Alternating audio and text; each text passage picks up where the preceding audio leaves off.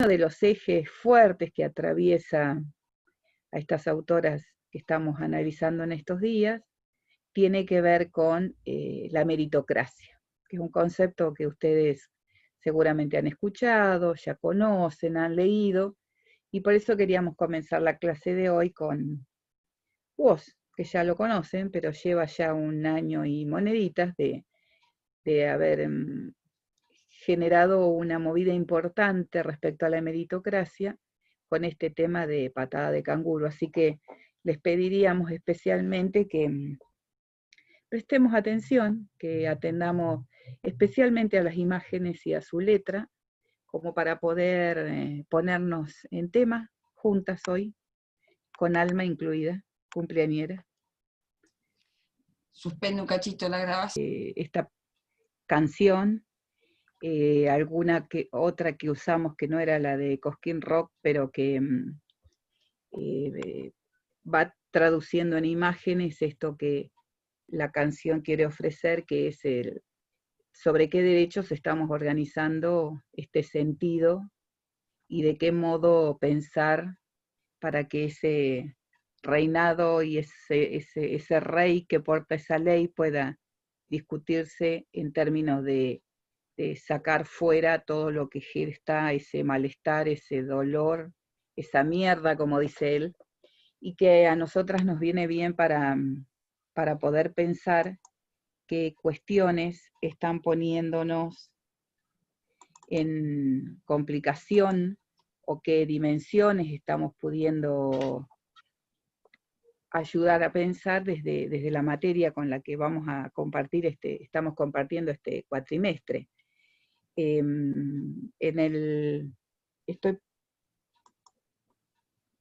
¿Se ve ya la diapositiva? Bien. Ahí está. Hace como una semana que no nos vemos, así que pongo en escena estos derechos de los que habla esta gran patada que damos hacia la construcción de estos derechos de la mano de la materia que estamos compartiendo, ¿no? Esta materia que tiene por expectativa, que tiene por deseo de ponernos a pensar sobre estas condiciones que circula en una escuela, en esta organización a la que vamos a ir a trabajar como profesoras y profesores, en donde básicamente nos ayudamos a preguntar desde el primer día qué relación hay entre esas escuelas en donde vamos a trabajar y esta ciudadanía que vamos viendo en cada uno de los casos, en cada uno de los ejemplos, en cada una de las situaciones que estamos planteando. Y en ese sentido también es importante no perder de vista que estamos ayudando a pensar y pensando entre todas y todos esta educación democrática, esta construcción democrática en la que están insertas nuestras escuelas, nuestras universidades, y que hemos invitado a pensar desde los primeros momentos que no es una construcción dada, que no es natural, que las escuelas están desde momentos particulares porque por luchas de clase, por luchas de colectivas específicamente, han podido conquistar este encuentro y esta formación.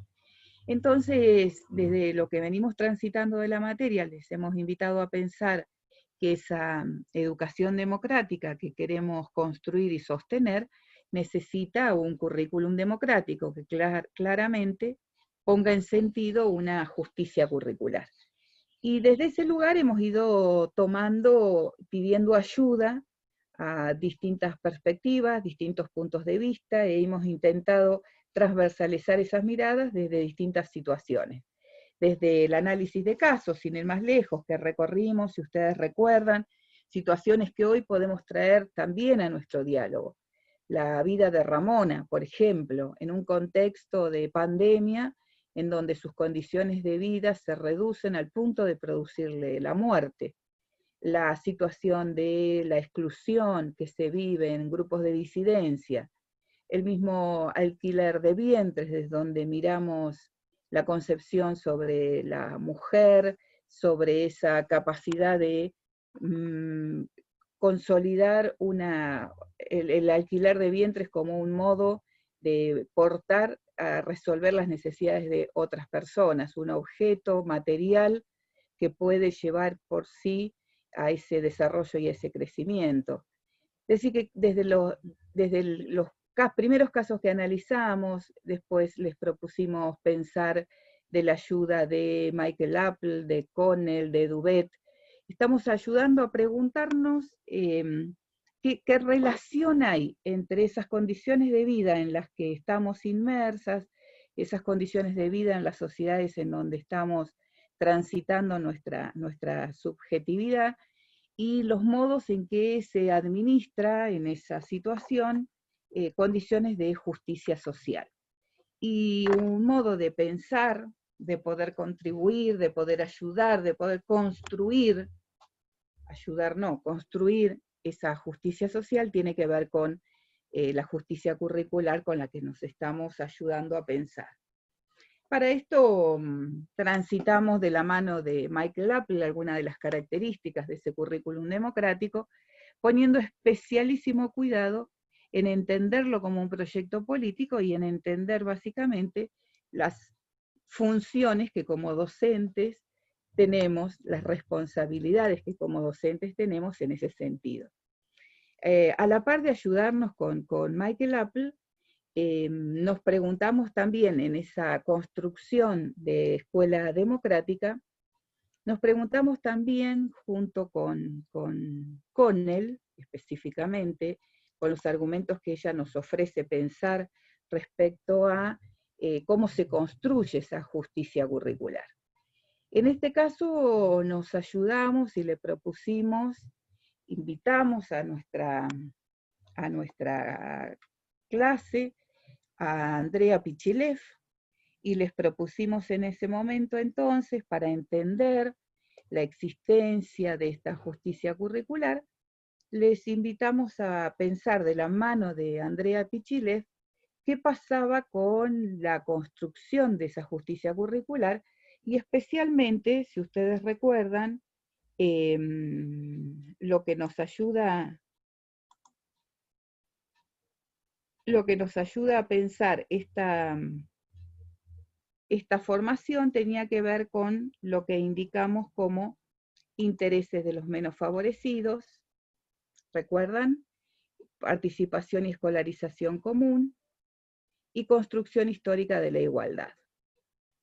Les propusimos para eso un trabajo práctico, que aprovecho unos minutitos iniciales para poder reconstruir juntos.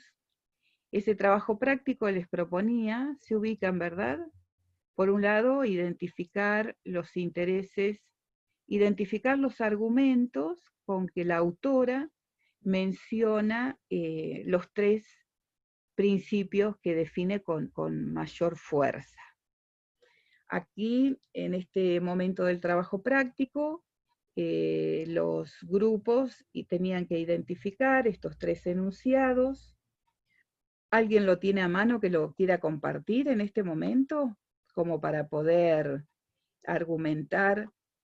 Fueron mencionados ahí los intereses de los menos favorecidos. Bien importante este principio.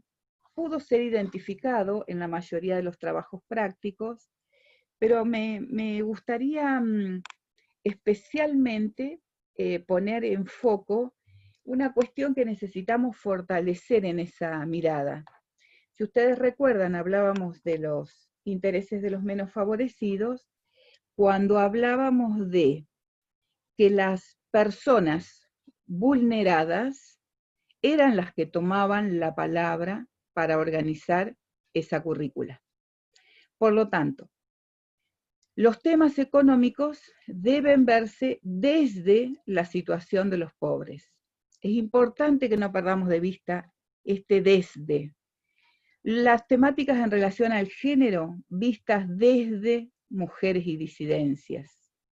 Las temáticas de relaciones raciales y territoriales desde los pueblos indígenas, por ejemplo. La sexualidad desde homosexuales y disidencias. Nos interesa poner foco en esta expresión porque si bien fueron enunciados los principios, y en particular este principio de los menos favorecidos, en general se hacen menciones rápidas de reconocer las disidencias, los bolivianos, la gente que sufre, pero no nos estaría alcanzando, y en ese sentido invito a que cuando relean este material, que seguramente va a dar forma a ese marco conceptual del parcial que estamos organizando, es importante no perder de vista que una currícula que respete los intereses de los menos favorecidos, ¿se acuerdan que habíamos dicho con la autora que no los respetaba cuando olvidaba estas voces, cuando no reconocía estos significados, cuando no promovía otro tipo de agrupamientos y de relaciones, cuando no pensaba en las personas desfavorecidas? El paso que tenemos que incluir acá entonces, y que nos tiene que quedar con claridad, es que esta perspectiva no perdemos de vista que cuando hablemos de economía, lo vamos a hacer desde los pobres. El segundo principio... Perdón, antes que pases al segundo, me gustaría dar un ejemplo de algo que pasó en el Consejo Superior la semana pasada, de un proyecto de una estudiante, porque la verdad es que me pareció muy bueno, me parece muy bueno para ejemplificar esto.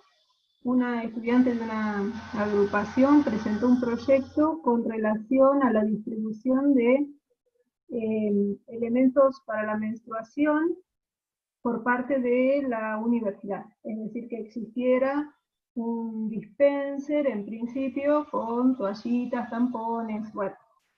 A partir de charlar estas cosas, se fue abordando el tema de las becas, por ejemplo, y la propuesta concreta de esta estudiante fue que las becas tuviesen una diferenciación en lo económico para mujeres y personas menstruantes, como consecuencia del proyecto que estaba presentando.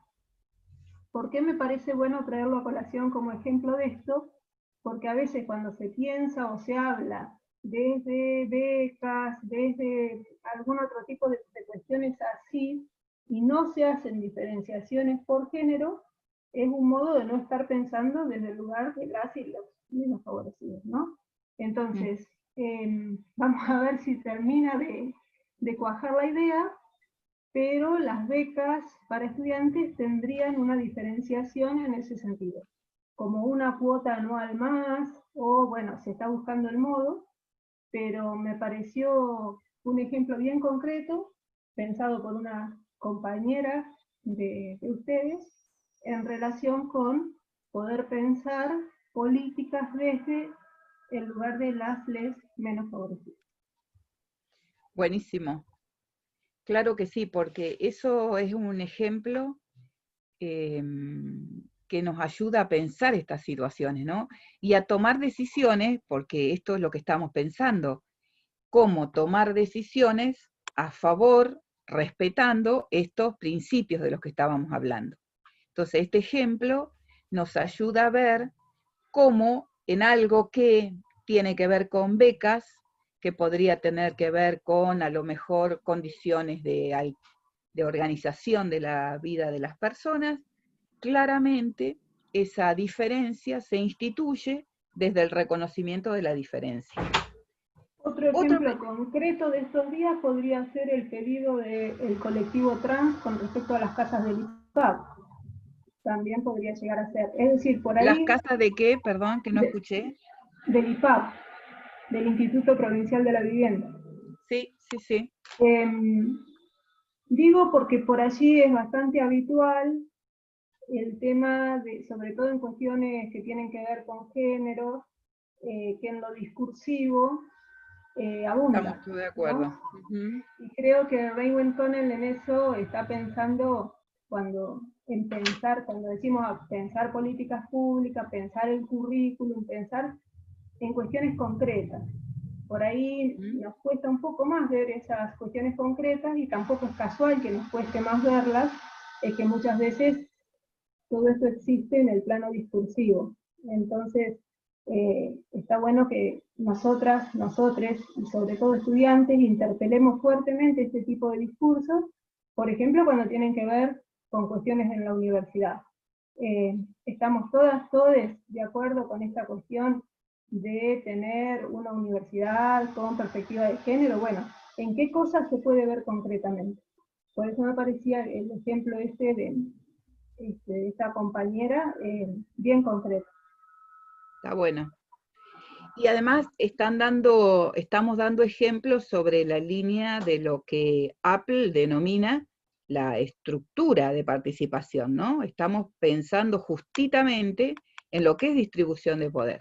Hablemos de becas y hablemos de viviendas, en los dos ejemplos que da Silvia.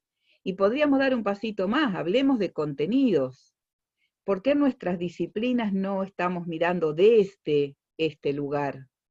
¿Por qué seguimos enseñando la biología desde cuerpos que tienen que ver con representaciones en donde la mayoría no encajamos, ni por formas, ni por tamaños, ni por orientaciones sexuales?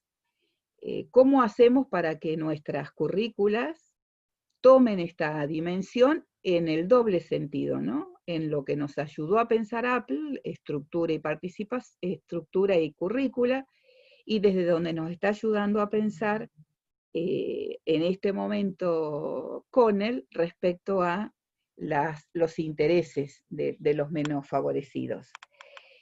También queda definido en la mayoría de los grupos el segundo principio, el de la participación y la escolarización común. También es entendido claramente la función de la escuela, la construcción en la toma de decisiones, como mencionan la mayoría de los grupos, esta cuestión de no armar una currícula para que ayude en la construcción de esta ciudadanía que además implica la toma de decisiones. La duda nos surgió en la lectura cuando no resultó tan fácil encontrar ejemplos en la historia de vida de Andrea Pichilev respecto a este principio. Ahora volvemos sobre esto también. El tercer principio que también fue formulado, que es enunciado, pero que necesitamos volver despacitamente a su comprensión, es el tercer principio, ¿no? El de la producción histórica de la igualdad. Acá en lo teórico se enuncia, leo algunos ejemplos, advertir el carácter histórico de las estructuras sociales, es un proceso de producción, tienen que ver con las relaciones sociales, la igualdad no es estática, todas expresiones que dan cuenta de la lectura, de haber leído el autor sin ninguna dificultad. Ahora, cuando este primer punto, que quedó definido en este sentido y con algunos ejemplos, les proponíamos cruzarlo con la propuesta que nos había hecho llegar Andrea Pichilev en su palabra, en su ejemplo y en sus ejercicios, ahí aparecía con menos intensidad el señalamiento de ejemplos.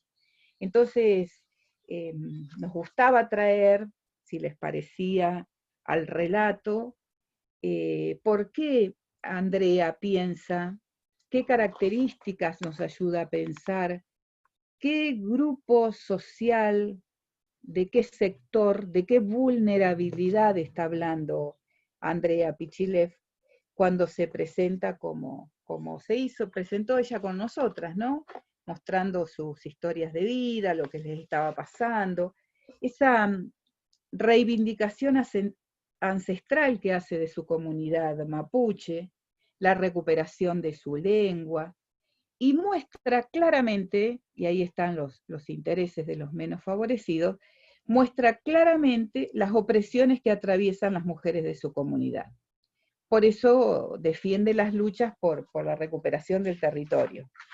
Un solo grupo pudo manifestar estos ejemplos, entonces me parecía que era importante que lo pudiéramos volver a pensar.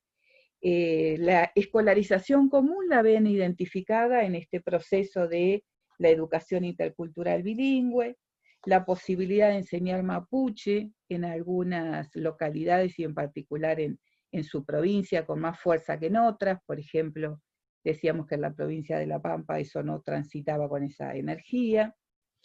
En términos de participación y escolarización, también esta posibilidad de el diálogo y la recuperación de la cultura y de sus prácticas de organización de la vida y del territorio. Y un aporte que hace fundamental en este sentido, para el tercer principio, que por ahí era el más complejo. En clase nosotros habíamos hablado de nuestras propias historias de vida, en donde hemos transitado grupos sociales o modos de organizar en donde no hemos accedido a todos los derechos, y en particular cómo la educación superior había sido un derecho que habíamos adquirido en algunos momentos y no en otros, en nuestras mismas historias de vida. Y ahí Pichi nos da elementos, Andrea Pichilev, nos da elementos en entender esa construcción cultural. Y ella habla de cómo durante tanto tiempo, 5 siglos, ese proceso de sometimiento y muerte que ha implicado la premura del blanco sobre la vida de los pueblos mapuches específicamente, comienza a gestarse, y en esas estructuras que históricamente fueron generadoras de sufrimiento y de violencia, empiezan a gestarse algunos movimientos en donde hay cierta apropiación.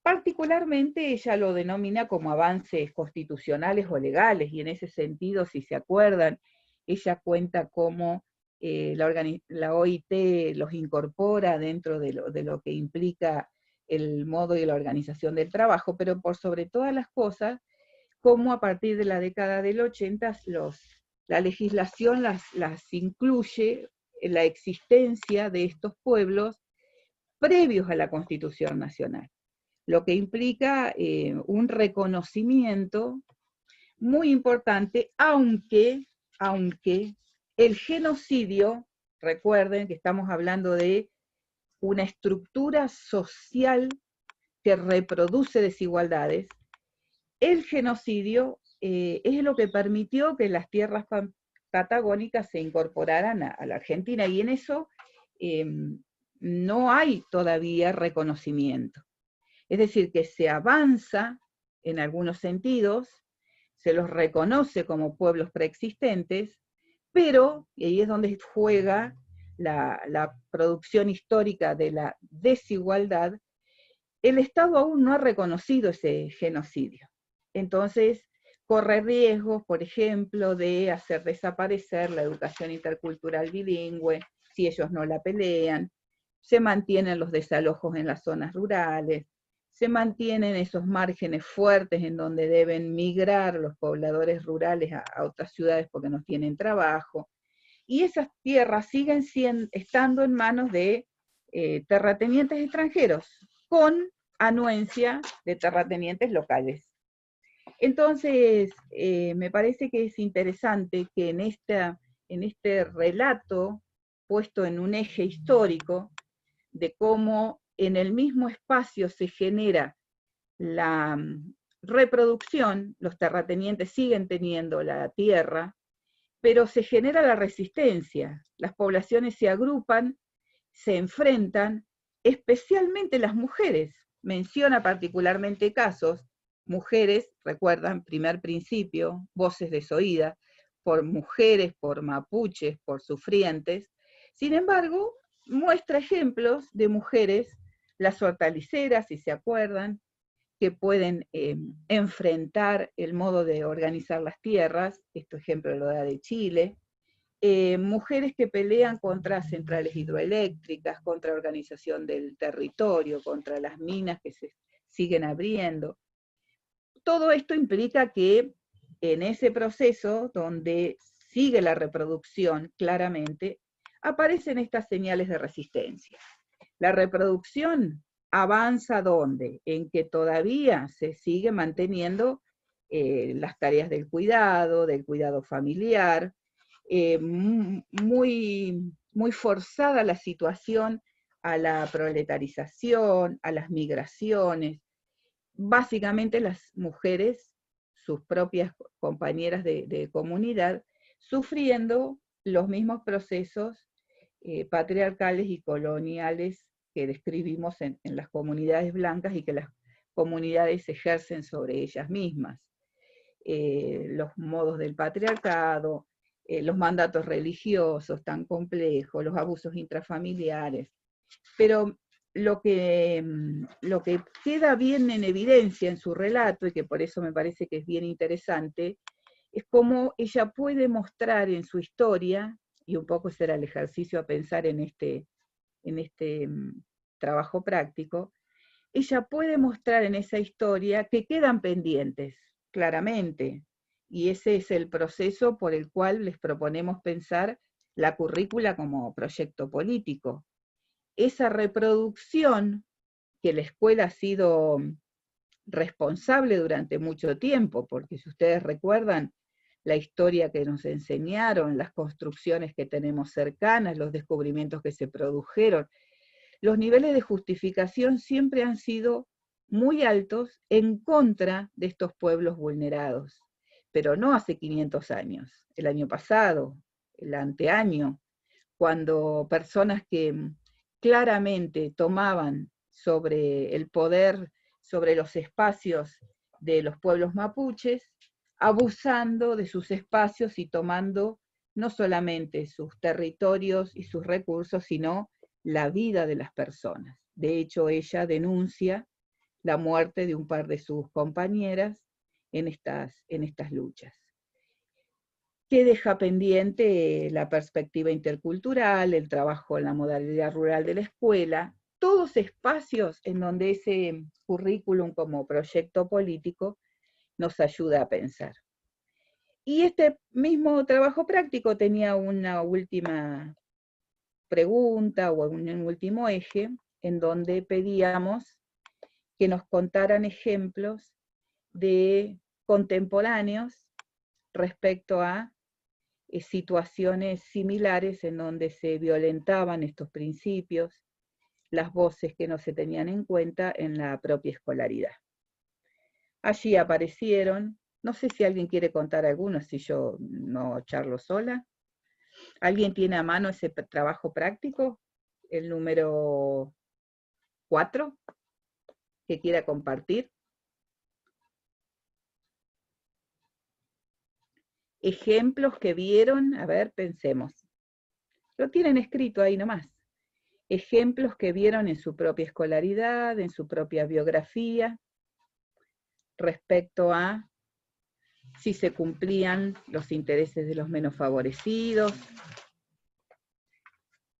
¿Alguien tiene ganas de sumarse? ¿O están todos calladitos y calladitas así?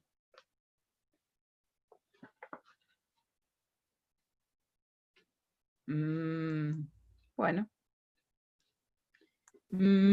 Chachi, yo ¡Ay! quería... Dale, Andrés. Gracias, Andrés, gracias. Yo quería decir que hoy, cuando arrancaste la clase, me puse a pensar en el trabajo, me quedé con la palabra el desde. Creo que este desde, cuando tuvimos que hacer el trabajo, por ahí uno piensa cuando hay algo que un grupo más favorecido que otro.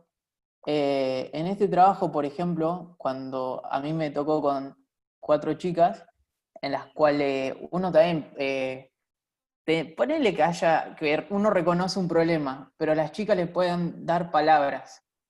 Entonces, ellas pudieron describir muy bien las situaciones. Entonces, el desde como mujer, uno puede reconocer el problema, pero por ahí, en este caso, el grupo más desfavorecido puede darle las palabras. Bien. Y bueno, y creo que eso se nota en el trabajo, en el 4 y en el 5. En los 2 trabajos. Está bueno. Muy bien, Entonces, Andrés. creo que ahí las chicas se explayaron mucho. Está advirtiendo que una perspectiva de género consolidada o incipiente o preguntona o curiosa o con ánimo de hacerse público ese punto de vista, público en el sentido político, ¿verdad? ¿Te ayudó a pensar desde otro lugar? Sí, le pudieron dar forma, porque creo que lo sienten. no sé si me explico. Uno ¿sí? puede reconocer el problema, pero si uno no está desde el lado del desfavorecido, por ejemplo, no sé si lo puede explicar bien o cómo es. Bien. Es bien importante lo que señalás. Es bueno aprender a hacerlo además, porque en este caso te ayudaron tus compañeras de grupo a fortalecer la mirada de género. Pero pensá en otras situaciones en donde vos no transites en primera persona y que igualmente estaría bueno. Imagínate en el caso de que pudieras mirarlo desde las disidencias, aunque vos no te definas en ese lugar, o de la discapacidad, aunque vos no te ubiques en ese lugar, o desde la pobreza, aunque vos no, o personas en situación de pobreza, aunque vos no te ubiques en ese lugar. Es decir, es fundamental, me parece a mí, lo que hace la autopercepción en términos de esa situación. Eso Por me parece ejemplo, que es muy rico el aporte. te doy un ejemplo que pusimos en la producción histórica de la igualdad, que en realidad en el grupo nosotros, ponerle que no se nos ocurría nada, pero en la charla, en el debate, van surgiendo esas cosas y decían, acá lo podemos meter en este lado. Eh, bueno, en una que pusimos, hablando ya desde la escuela, Ujú, con el tema de la producción histórica de la igualdad con respecto al uniforme escolar, ujú, en lo que las chicas el uso de guardapolvo, por ejemplo. En donde digo, por ejemplo, siguiéndolo con mi idea, yo, es verdad, hay una desigualdad ahí, pero las chicas dicen, lo que agregaron las chicas, que a mí nunca se me hubiese podido salir de la boca, es lo siguiente, que ellas dijeron, bueno, te leo todo lo que pusimos. Dentro del dale. ámbito escolar, en relación al uniforme, en la cual las chicas sean oprimidas porque se les exige el uso de guardapolvo, eh, cuando ellas reclaman por qué ellas deben llevarlo y los hombres no, la respuesta es, en común y naturalizado es la provocación hacia el hombre, perdón, la provocación hacia el hombre. Esa es la respuesta que le dan. Y intima la responsabilidad de la mujer sobre el actuar de los hombres. A mí eso último nunca se me hubiese salido de la boca, por ejemplo, porque no estoy desde esa posición. Y ellas sí lo pudieron decir. ¿Y eso por qué será, Andrés? Y porque yo estaría dentro de lo naturalizado, tal vez. Tal vez. Muy Pero bien. a eso es lo que a lo que voy. Es impresionante cómo Ujú. uno desde la otra posición no puede decir, expresar algo. Y cuando tus compañeras te comentan esa situación, vos alcanzás a reconocer, ves pistas en tu propia escolaridad, lo digo en primera persona porque vos pones el ejemplo, recordás situaciones en donde el cuerpo de la mujer necesitó ser tapado, cubierto, invisibilizado, porque era eh, la gran provocación. Es que estábamos todos de acuerdo que pasaba lo mismo o parecido. Por eso, creo, si ponele que yo di el ejemplo, el problema, supongamos, no me acuerdo bien, pero a ella le pudieron dar forma. A eso a lo que Ujú. voy. Dar formas de escribirlo, es Dar ponerle forma, palabras a lo que claro, vos tenías naturalizado. porque eran ellas exactamente quienes tenían este problema. Bien. Perdón, Chachi, con respecto a lo que estás diciendo, Andrés, además me parece que lo que es interesantísimo es el paso que vos estás haciendo ahí en esa desnaturalización, mirando ya desde la cuestión personal. Es Claro, decir, es lo después emocional. cuando avancemos en el práctico siguiente, seguramente vamos a hablar de lo que es la deconstrucción de privilegios. Y creo que es en ese sentido en el que cuando vos esbozás no me hubiera salido de la boca, creo que en realidad estás avanzando en lo que son tus procesos de deconstrucción personales y podés llegar a empezar a ver otras analogías, otros pensamientos similares en muchos otros aspectos de tu vida si seguís avanzando en ese sentido. Entonces está muy bueno y por eso nosotras insistimos tanto en la construcción de estos trabajos de manera colaborativa. Es reflexionar sobre lo que uno piensa, digamos. Y pensar con la otra y con el otro genera este tipo de cruces que una sola no los puede hacer. Así que está muy bueno en ese sentido. Muy bien, Andrés. O sea, yo a lo que voy no era que mi pensamiento era machista, sino que no le podía dar forma en lo emocional porque no lo sentía. A eso voy, diciendo lo que decía Silvia. Vamos en las dos líneas, Andrés, igual. Que vos construís en función de lo que sentís también. Claro, claro. ¿Sí? No son procesos separados, eso está bueno. La construcción de subjetividad se da en el plano de lo emotivo y de lo cognitivo. Entonces vamos como para ese lugar. Igualmente hay construcciones que tienen que ver con este patriarcado instalado y que las vamos a ir explicitando. La reflexión se produce sobre la base de unos saberes primero, porque si no pareciera que la reflexión es un acto de que yo me pongo con mi compañera a mirar el techo y digo, a ver, opinemos de la vida y de los alrededores. La reflexión implica una fractura primera, en el sentido movilizador que lo estás planteando, que tiene que ver con el poner palabras, quiere decir que antes pasó por un proceso de explicitación.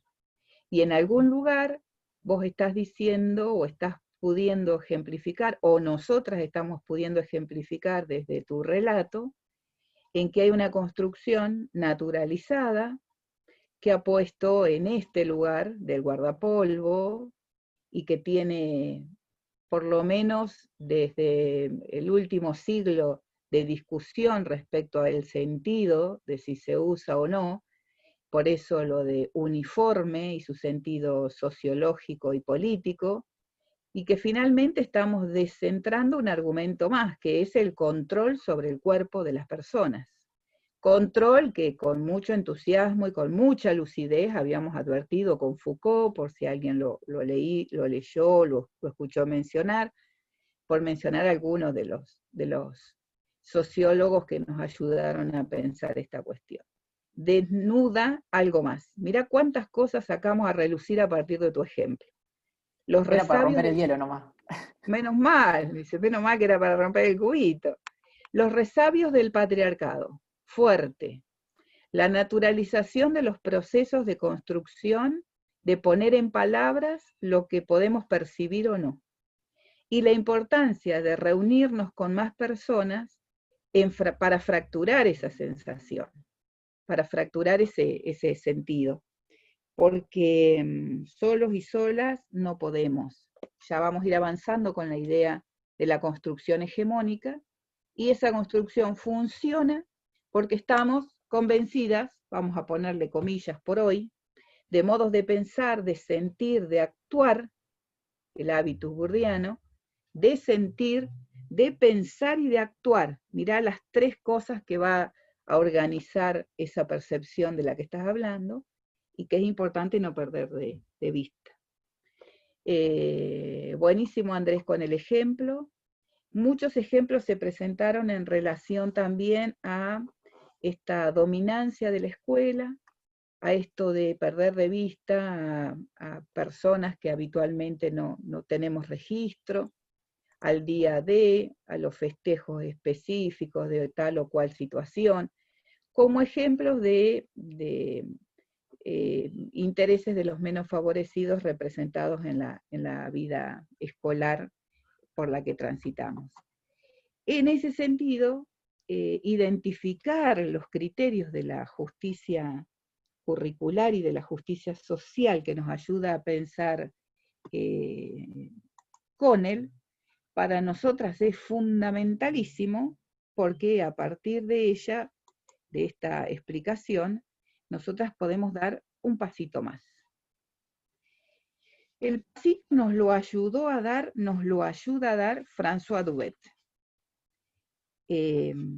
la excusa fue la fiesta ajena.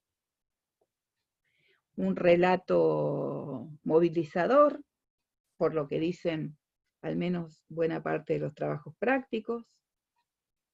Varias de ustedes fuertemente identificados con lo que sucede en esa fiesta ajena, en esa ajenidad que básicamente en la mayoría de los trabajos prácticos es reconocida Rosaura y su mamá como ajena a la situación social, económica, fuerte énfasis en lo económico preferentemente, y esa ajenidad hace que en un relato de una invitación a un cumpleaños de un par de amigas, comillas, nosotras nos ayudemos con ese relato a pensar que cuando hablamos de justicia y cuando hablamos de justicia social,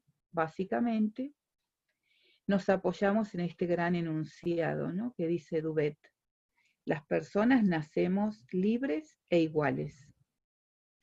Y Dubet dice que estas son dos ficciones. Pensarnos libres es una ficción que tenemos las personas que vivimos en sociedad, en esta que estamos describiendo, y que nacemos iguales es otra ficción. Ficción en el sentido de explicaciones de sentido que nos atraviesa, imprescindibles para vivir en democracia, pero que en algún lugar necesitamos entenderlas, analizarlas y ver significados y sentidos, porque ni somos tan iguales ni somos tan libres. Y el relato de la fiesta ajena da sentido a estas expresiones. Dubet dice que para entender que las personas transitamos con no todas las mismas condiciones de libertad y de igualdad, se vale de entender dos modos que dan forma a la justicia social. Esta justicia social que es el contexto en el que vivimos y en el que valoramos nuestra existencia, nuestro modo de funcionamiento y el modo de distribución de esos derechos que creemos, sentimos y reconocemos como fundamentales en nuestra vida. Dice Dubet que no siempre, no en todos los casos, no en todas las condiciones, se produce esta justicia social. Y básicamente lo que señala que ha existido desde Rawls, desde un autor que toma como referencia en adelante, esto es un planteo que hace él de manera original, esta justicia social propone entenderla de dos modos particulares. Las dos tienen en común, esto es fundamental no perder de vista, las dos tienen en común que apuntan tanto a la igualdad de posiciones como la igualdad de posibilidades, apuntan a reducir esas desigualdades sociales de las que hablábamos, que no se cumplen en la justicia social, para volverlas aceptables. Esas desigualdades sociales para volverlas cada vez más justas, pero reconoce, describe, enuncia, formula las dos igualdades, y él toma partido ampliamente por la igualdad de posiciones. Lo advertimos desde el comienzo de esta situación. ¿Qué entiende Dubet por estas dos expresiones?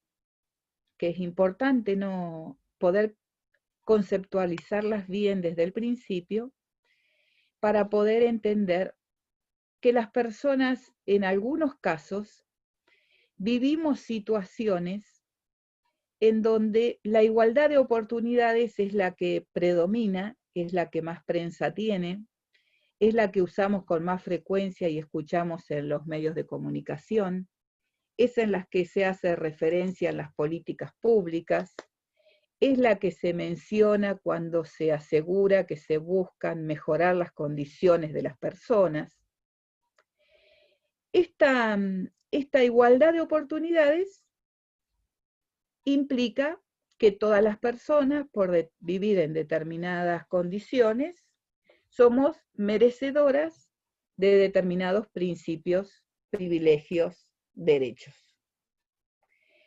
Esta igualdad de oportunidades, por ejemplo, es la que asegura la Ley de Educación Nacional cuando dice que todas las personas que tenemos entre 5 y 18 años, 17, transitamos la escuela pública, transitamos la escuela como un modo de asegurar el derecho de la escolaridad.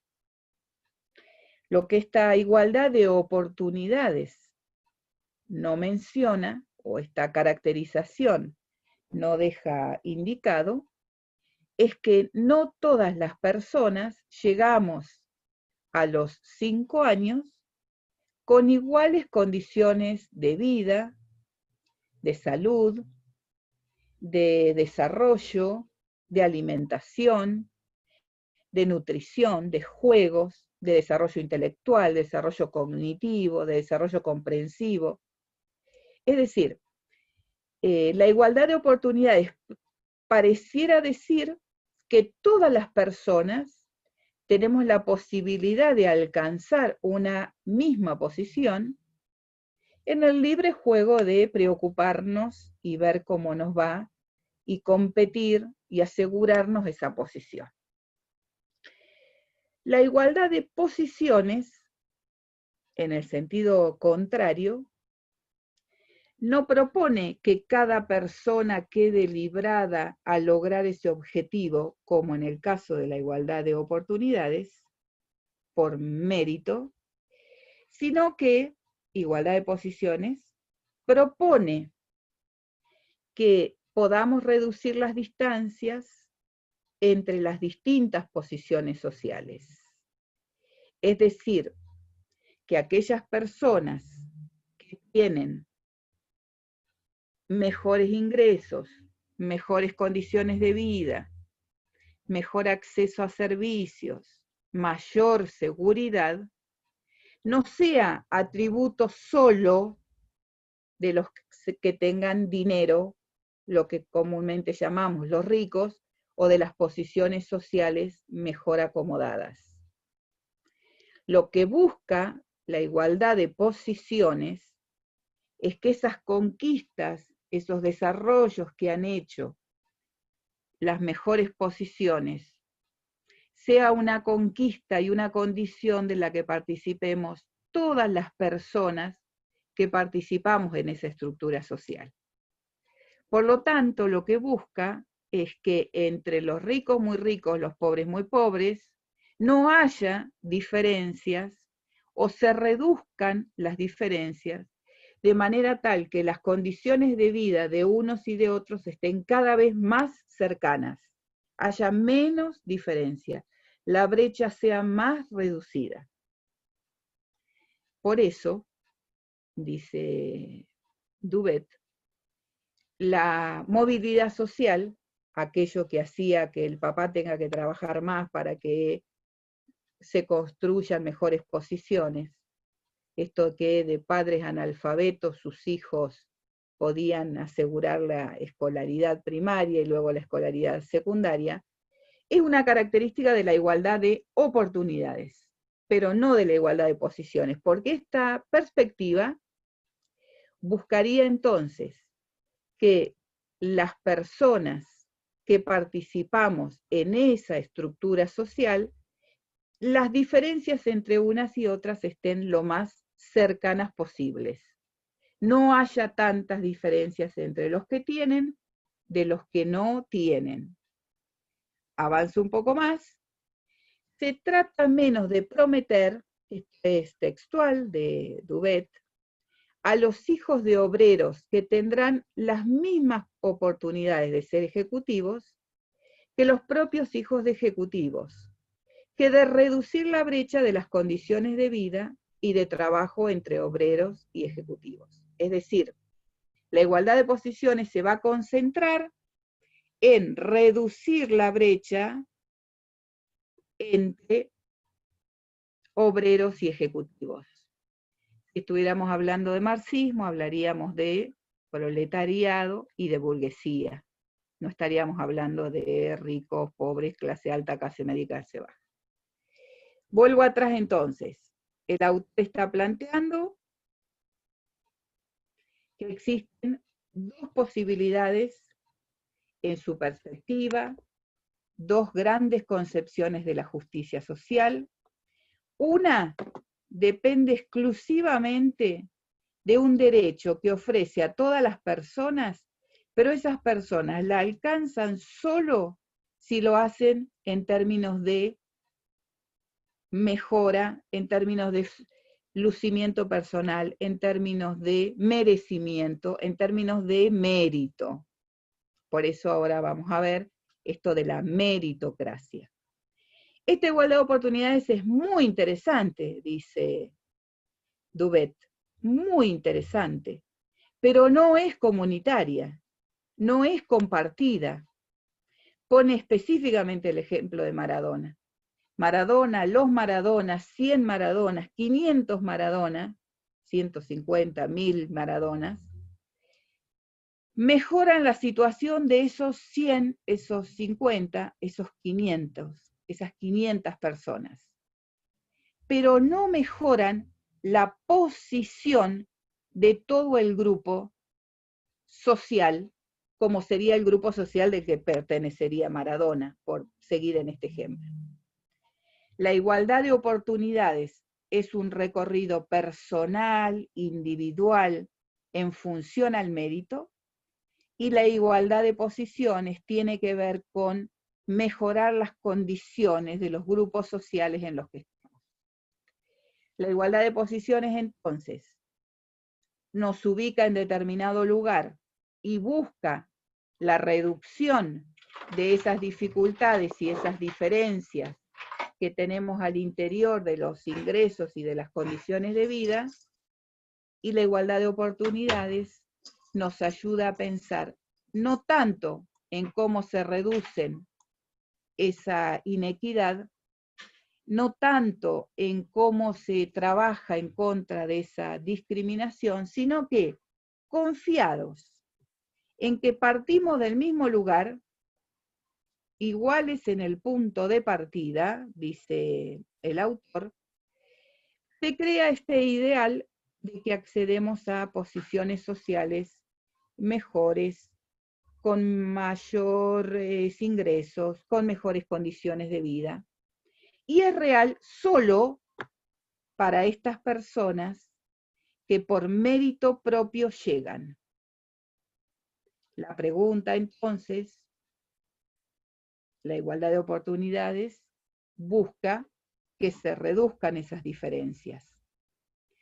La pregunta entonces que nos vamos a hacer es qué pasa con aquellos grupos y con aquellas condiciones y con aquellos modos de vida en donde... Yochi, perdón Sí, que te Lucas, corté.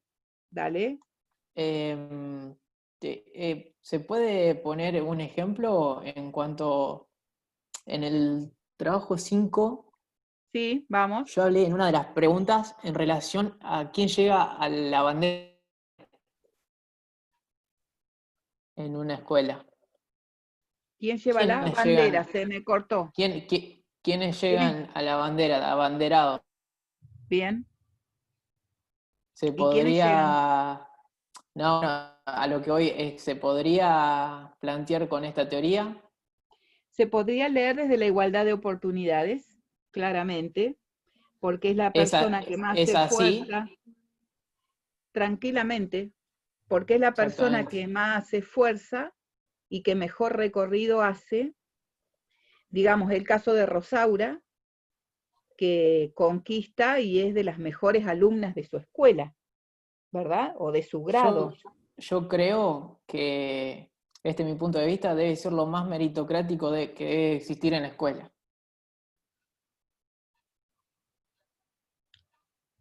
Esa imagen. Ah, la del abanderado, Sí, o la abanderada. sí, Sí, es lo más meritocrático porque es la mejor persona, comillas, con el claro. mejor esfuerzo, comillas, que llega a los mejores resultados, comillas. Lo que nos ayuda a pensar Duvet, y el ejemplo que planteas está bueno, lo que nos ayuda a pensar Duvet es que ese merecimiento es una construcción cultural y que los grupos tienen determinadas fortalezas y las personas tienen determinadas fortalezas, no porque naturalmente nacieron en determinados grupos y con determinadas condiciones, sino porque la distribución, la redistribución y la participación en el capital cultural y económico de un grupo están fuertemente desfavorecidos. Por eso Duvet juega a favor de la igualdad de posiciones, juega a favor de pensar que las personas tengamos las mejores posibilidades y oportunidades en todos los ámbitos de nuestras vidas, no porque competimos que en términos individuales a ver quién llega mejor a qué lugar. Dice, no es lo mismo mejorar la calidad de la escuela en barrios desfavorecidos que ayudar a alumnos desfavorecidos más meritorios para que tengan la posibilidad de unirse a la élite social. Esto es claramente el ejemplo de Maradona, claramente el ejemplo de aquellas personas que con ese esfuerzo llega a sentir y llega a señalar que los espacios que los recuperan en mayor condición son aquellos espacios en donde la distribución no se ha llevado adelante. En particular, el ejemplo que pone Duvet es el del oficio de las mujeres, mientras que la igualdad de posiciones va a intentar que se reduzca la brecha de todos los modos de trabajo ocupados por todas las personas que participamos de ese enclave social, la igualdad de oportunidades va a pelear por ver cómo algunas se destacan más porque tienen mejores posibilidades. Y esto lo hacen depender del esfuerzo individual y de la lucha contra la discriminación. En este caso de género, pero podríamos hablar de color de piel. Él juega con esta cuestión de quién merece ser recompensado y quién no. El principio del mérito, el principio de la recompensa en función a lo que tenés, a lo que posees, es un principio de justicia, dice Duvet. Por lo tanto, este principio está naturalizado como que si yo trabajo más, debo cobrar más, si yo trabajo mejor, debo cobrar más, si yo tengo más títulos, tienen que pagar mejor, si yo tengo más capital, me tienen que respetar mis tierras, y si yo accedí a ser dueño de media Patagonia, me lo merezco porque yo he trabajado, y si soy dueño del banco tal y cual, me lo merezco porque he trabajado fuertemente. Lo que nos ayuda a ver Duvet, es que el criterio de la meritocracia es un argumento de la ideología liberal, claramente, que valora el mérito sobre determinados grupos y no sobre todos. Y se pregunta entonces, ¿quién que provenga de la pobreza más pobre tendrá elementos para transitar bien esa escolaridad, asegurarse bien su alimentación, conquistar bien esos títulos, y de manera tal que pudiera estar en esas condiciones de vida de las que estamos hablando? Y avanza con un ejemplo que está bien interesante, que dice que Estados Unidos es uno de los países que más promueve la igualdad de oportunidades. A tal punto dice que hasta han llegado a tener un presidente negro. Sin embargo, los grupos de origen negro, las mujeres, todos aquellos grupos en donde las desigualdades de posiciones sociales siguen siendo fuertes, han aumentado los niveles de pobreza con características exponenciales. Entonces, la igualdad de oportunidades es la más masiva de las ideas en esta perspectiva liberal, deja sentada la posibilidad de acceder a esos derechos, es una conquista que no se logra para todo el grupo social al que se pertenece, sino que acceden a ella quienes meritúan para hacerlo. La pregunta que nos hacemos es, ¿en qué consiste el mérito? ¿Por qué el mérito funciona con los grupos de mayor reconocimiento económico? ¿Y por qué el mérito deja por fuera del sistema a quienes no aseguran? Y esas desigualdades en las posiciones sociales son cada vez más injustas, feroces y mortales. Por eso, nosotras de la mano de Duvet les vamos a ayudar a pensar en que nuestro ejercicio profesional se encamine a la igualdad de posiciones, que se encamine a reducir las brechas entre ricos y pobres y a explicitar fuertemente la condición de reponer en esas posiciones sociales igualdades de alimentación, de salud, de vivienda, de derechos, de manera tal de que no estemos discutiendo, como discutimos en estos días, que pobres ricos que le van a imponer un impuesto que constituyen el 0,2% de la población argentina, y que van a tener que pagar un impuesto por única vez, porque ganan más de 200 millones de pesos, termina siendo una situación de injusticia para el pueblo argentino. ¿Se entiende cómo se usa el criterio de meritocracia? Se merecen tener lo que quieren. Se merecen tener 8 departamentos, 4 yates, 10 autos, 0 kilómetros, 15 mansiones, etcétera, etcétera. Ni sé cuántas cosas una puede comprar con 200 millones.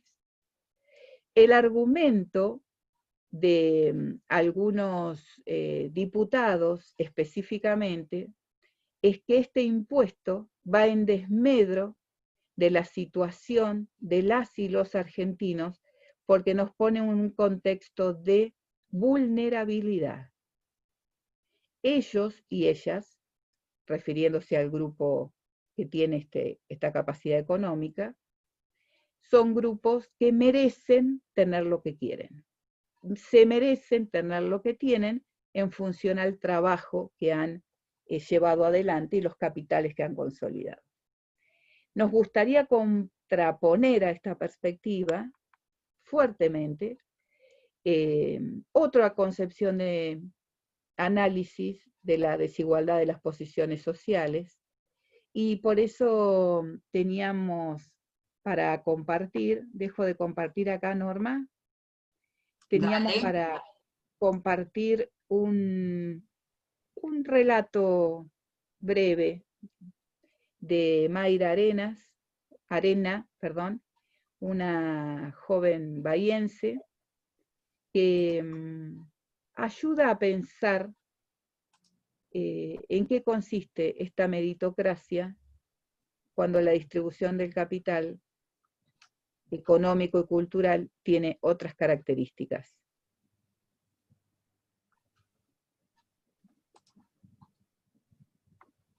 En los últimos meses me hice conocida, entre muchas comillas, porque una charla que di muy chiquita en Bahía Blanca se recontra viralizó. Viralizarte es algo que te pasa, no podés intentar pegarla o intentar viralizarte. Pasó y pasó, y bueno, y ahora me llaman de lugares como estos para hablar, que la verdad me pone feliz, pero soy más de escribir y por eso traje estos apuntes. Ellas trajeron unos videos espectaculares con música, nieve, montañas. Yo traje esto anotado con virome, pero voy a intentar igual hablar un ratito de lo que sé. Y de lo que hablo siempre, hasta el cansancio, realmente soy muy insistente, es de la pobreza. Y hoy vengo a hablar de algo que está para mí muy relacionado con la pobreza y que es un tema que está de moda, que es la meritocracia. Que es esta idea de que yo estoy hoy acá y de que me fue bien porque yo hice méritos para que así sea, porque yo me esforcé un montón y todos los que crecieron como yo no lo hicieron, o aparentemente no se esforzaron tanto. Esta idea a mí me incomoda muchísimo, me desespera, me dan ganas de gritar, de sacudir a la gente que cree que efectivamente es así. Porque cuando uno nace bajo la línea de pobreza, esta línea imaginaria, ¿no?, que se dice siempre, uno ya nace con muchísimas brechas de los que no son pobres. Hay una brecha inmensa de los que nacemos ahí abajo a los que no están ahí abajo, y quizás no están tan arriba, pero no están debajo de esa línea. La primera brecha viene desde antes de nacer y es la salud. Por supuesto que en la vida uno puede tener hábitos más o menos saludables, ¿sí? Pero desde el momento que uno está en la panza de la madre, uno no decide, ni tiene mérito alguno, ni tiene logro alguno, ni tiene injerencia alguna en lo que nuestra madre come o no come, en si nuestra madre fuma o no fuma, en si toma alcohol o no toma, en si le pegan o no le pegan.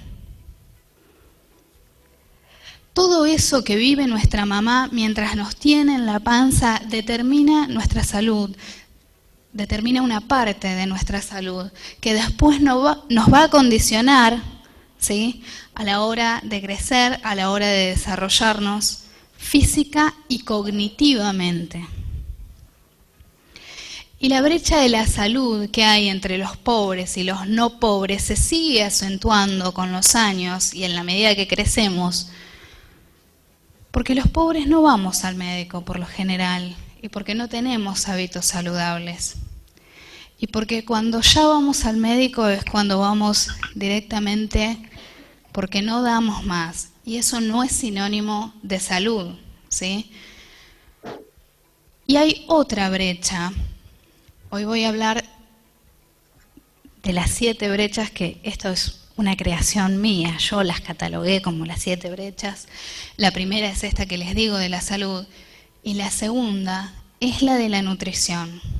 Desde el momento que nacemos, desde el momento que salimos de la panza de nuestra mamá, tomamos la teta, y no es lo mismo tomar una teta de una mamá mal alimentada que la teta de una mamá bien nutrida. Son dos cosas absolutamente distintas y que nos van a condicionar en nuestras capacidades físicas y cognitivas. Una vez más, esas dos brechas de salud y de nutrición son las dos columnas fundamentales para el desarrollo sano de cualquier niño y de cualquier persona. Pero hay más brechas. La tercera brecha yo la descubrí cuando ingresé en 2º grado a una escuela que no era la escuela a la que había ido a 1er grado, que era la escuela del barrio. Y esta escuela quedaba muy lejos, era una escuela donde iban otro tipo de alumnos. Y ahí yo descubrí la brecha del lenguaje. Los que nacemos en un entorno donde hay un bajísimo nivel académico, ¿sí?, los que nacemos con una mamá que no terminó la primaria o con un papá que no terminó el colegio, o sin papá o sin mamá, y tenemos muy poquitos recursos desde chicos, tenemos un tipo de lenguaje que es muy, pero muy inferior, muy distinto al de un nene que nace con papás profesionales, o no profesionales, pero quizás con una formación secundaria que les alcanzó para desenvolverse y criarlo y educarlo de una manera mejor. Cuando yo ingresé en segundo grado, me sentía de otro planeta. Los chicos esos hablaban como los personajes de los dibujitos, tipo en un mexicano, y yo hablaba como los de Policías en Acción. O sea, porque eso es algo que también tenemos los de muy bajos recursos, los de barrios muy bajos, y es que siempre hay familiares o conocidos que han estado presos. Entonces es muy común que en la villa adoptemos el lenguaje tumbero. No porque seamos todos tumberos, sino porque culturalmente nos adaptamos a ese lenguaje, porque los líderes del barrio sí han estado presos, y los imitamos y hablamos como ellos. La brecha del lenguaje, si no se corrige, si no se achica, si nunca te llegás a dar cuenta de que vos hablas de una manera distinta a los demás, te va a perjudicar laboralmente. Porque a la hora de pedir un trabajo, tu lenguaje es lo segundo que te ven. Lo primero que te ven en general es la pilcha y cómo vas vestido. Después te miran cómo hablas. La cuarta brecha es la brecha educativa. Hay una brecha porque lamentablemente tenemos un país que no iguala a través de la educación. Y porque además, en términos reales, cuando uno va a la escuela de su barrio, de su villa, se junta con vecinos de su barrio y de su villa. Y esto hace que uno tenga aspiraciones de pibe de la villa. Más allá de que en la escuela la maestra no da abasto y no enseña lo mismo que en otra escuela, porque en esa escuela hay más problemas, hay más violencia, hay más pibes que van con hambre, hay más pibes que van con sueño, hay más pibes que van con problemas desde la casa. Entonces, más allá de eso y de que la currícula no es la misma, las personas con las que nos relacionamos son tan parecidas a nosotros que es muy difícil que tengamos un proyecto de vida distinto al que conocemos de nuestro entorno. La quinta brecha está muy relacionada con la educativa y antes, cuando yo era chica, no existía. Y ahora no solo existe, sino que es la brecha. Y es la brecha digital. La alfabetización digital. Cuando nosotros éramos chicos, tener computadora era de las empresas o ni siquiera eso. Y hoy todo el mundo, hasta el más pobre, tiene acceso a una computadora o puede tener acceso a una computadora o a un smartphone. ¿Sí? Es muy común que una persona de bajos recursos pueda acceder a comprárselo, pero tenerlo no garantiza un uso crítico y científico de las tecnologías. No lo garantiza en lo más mínimo. Tener acceso a un dispositivo tecnológico es poder usarlo para entretenerse, que no tiene absolutamente nada de malo, pero no te va a desarrollar ni ayudar a desarrollarte como persona. Y de nuevo, laboralmente, cuando pasen los años, no vas a estar capacitado para los mismos trabajos que sí están capacitados aquellos que tuvieron la posibilidad de aprender a utilizar esos dispositivos. La brecha tecnológica y educativa nos unen con la sexta brecha, que es la laboral, que es de la que les vengo hablando.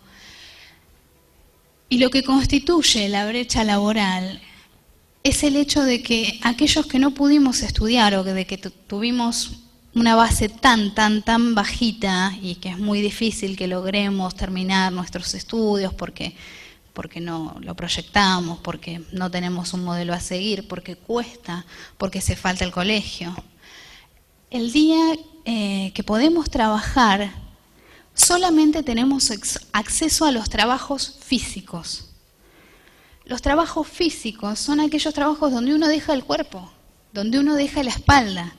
En el caso de los hombres es ser albañil, es ser pintor, es tener algún oficio, Y en el caso de las mujeres es peor, porque son menos pagos, y siempre recae en cuidar a alguien o en limpiar.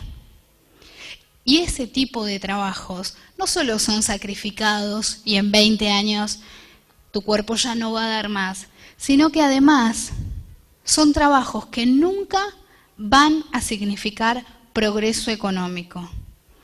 Nunca a través de esos empleos se ha logrado que las personas puedan avanzar económicamente y lograr una brecha socioeconómica. Son trabajos de subsistencia.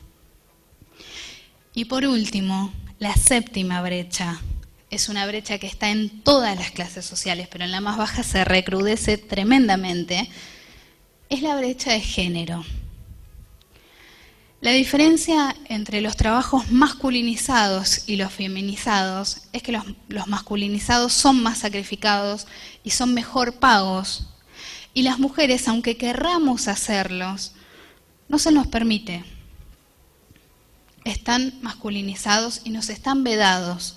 Entonces solamente tenemos acceso a aquellos empleos mal pagos, que son cuidar a alguien o limpiar de la casa de alguien, o en el caso de que tengas la suerte de haber tenido buena presencia y más o menos hablar un poquito mejor que tu vecina, atender algún negocio. Con toda la suerte del mundo. Porque la brecha de la nutrición que les mencioné hoy al principio hace que los pobres, no sé si se habrán dado cuenta, por lo general seamos más gordos. Los pobres comemos más carbohidrato que proteína y por eso somos gordos. Y el día que salimos a buscar trabajo, no solo tenemos menos estudios, menos formación digital, peor manera de hablar, peor presencia porque no tenemos ropa, sino que además somos gordos.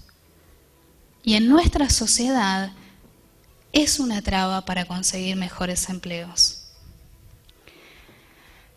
Yo vine a hablar de esto de la meritocracia porque muchas veces me elogian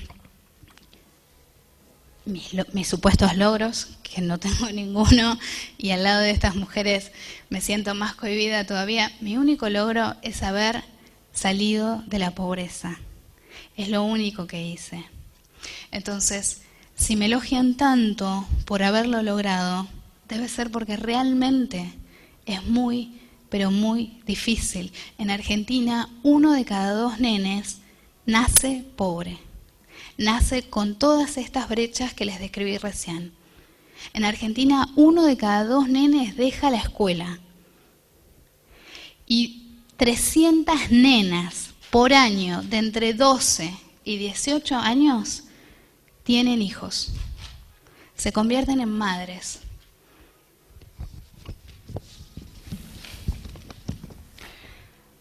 Hoy acepté venir acá encantada para poder lograr convencerlos de esta idea que tengo y que me desespera.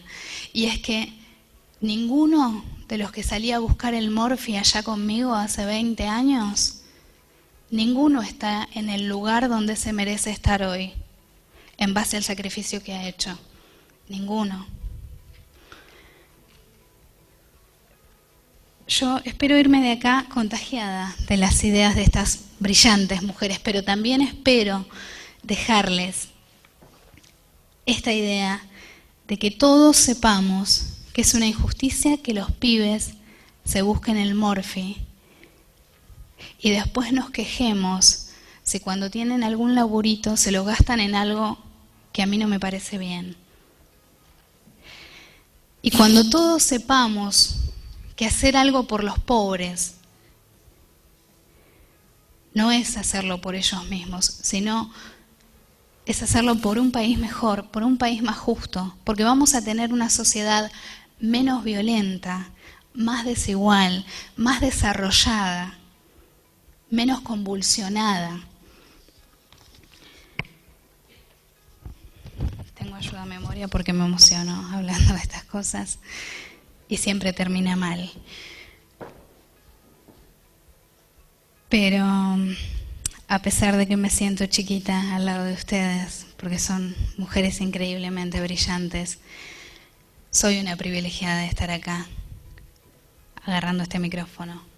Y no me lo perdonaría jamás si lo agarrara para ponerme la camiseta de la meritocracia, para ponerme la camiseta de que yo fui mejor que los demás, porque estoy segura, y se los puedo asegurar, que no es así. Entonces, hoy, como privilegiada que tengo por estar acá, vengo a gritarles, perdónenme, vengo a gritarles que por favor, gracias, ustedes griten conmigo, que es una mentira esto de que cada uno está en el lugar que se merece estar. Nadie se merece dormir en la calle, nadie se merece comer de la basura. Y cuando nosotros, los privilegiados que podemos estar en un museo escuchando charlas, gritemos todos juntos, vamos a lograr un grito ensordecedor. Muchas gracias.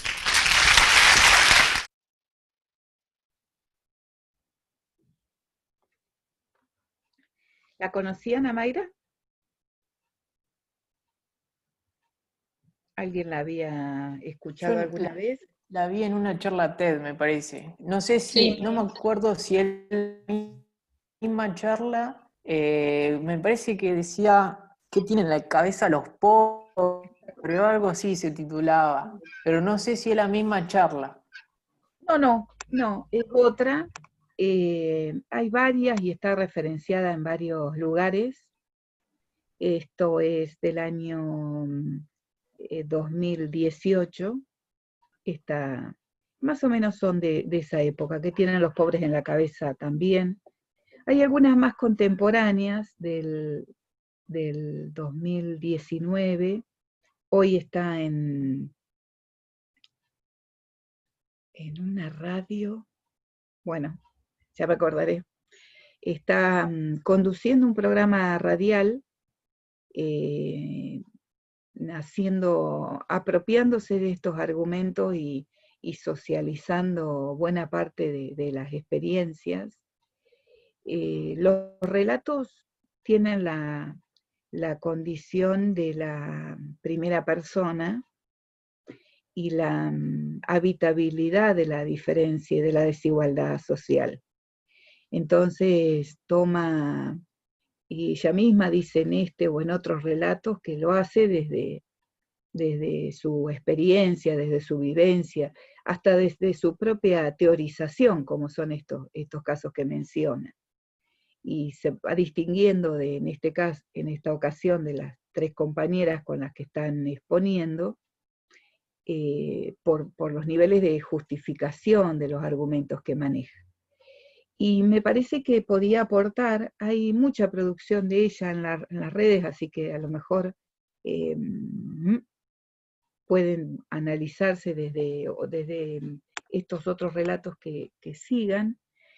Siempre la perspectiva de poder mirar, argumentar con nosotras hoy, que la meritocracia deja en profunda soledad a las personas, y en esa misma soledad se encuentran, tenemos la posibilidad de revertir si podemos pensar por esta igualdad de posiciones, en donde todas las personas que participamos como grupos sociales y compartimos esa organización social, podemos compartir esos mismos beneficios y esos mismos derechos. Por lo tanto, las 7 marcas que ella indica de vulnerabilidad, que están bien ubicadas en condiciones, algunas de las cuales tenemos hasta relatos cercanos para ver, que tienen que ver con la alimentación, con la nutrición, con la consistencia o no de lo educativo, aunque han ido a la escuela claramente, lo laboral, lo digital, la perspectiva de género, hace que nos ayude a pensar este lugar del merecimiento. Por eso es tan interesante cuando Dubet nos invita a pensar que esa es una igualdad de oportunidades una condición que es tan próxima al pensamiento liberal. El pensamiento liberal es el que promueve el menor movimiento entre clases sociales, el menor movimiento en reducir esas distancias. Y por eso esta imagen primera que tomábamos para comentar lo de igualdad de oportunidades y de posiciones. En el primer caso, en la imagen de la izquierda, queda claro la igualdad de oportunidades en las dos imágenes. Lo que le suma a la imagen de la derecha es que el neoliberalismo claramente sigue dando mejores condiciones a quienes mejores habitan esa relación social. Neoliberalismo, que es este movimiento económico, social, político, matrizado fuertemente en la distribución en orden al mérito.